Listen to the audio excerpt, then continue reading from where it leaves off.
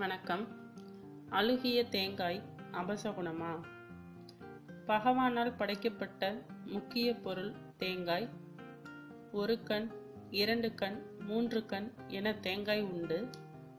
கண் நரம்பு இல்லாத தேங்காய் கிடைக்காததால் கன்னியாகுமரி பகவதி அம்மன் திருமணம் ஆகாமல் நிற்பதாக சாஸ்திரம் கூறுகிறது. ஆகவே 1 கண் தேங்காய் பிரம்மனாகவும், 2 கண் தேங்காய் லக்ஷ்மியாகவும், 3 கண் தேங்காய் சிவனாகவும் போற்றப்படுகிறது.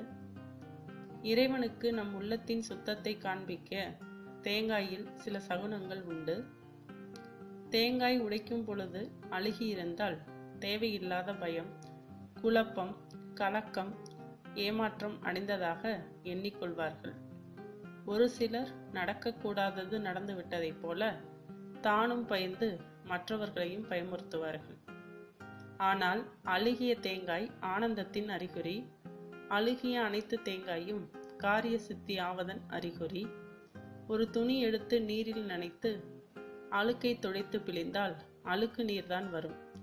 அதே போலத்தான் உங்கள் பீடை, சரீர பீடை, துர்சொப்பனங்கள், கண் திருஷ்டி, ரோகம் ஆகியவை அனைத்தும் பிரார்த்தனை செய்து உடைக்கும் தேங்காயில் விலகியதன் அறிகுறியை காட்டுகிறது.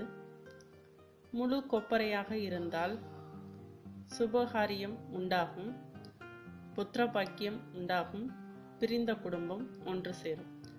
தேங்காய் உடைக்கும் பொழுது பூ இருந்தால் ரோக நாஸ்தி, எதிர்பாராத வரவு, சொர்ண லாபம்.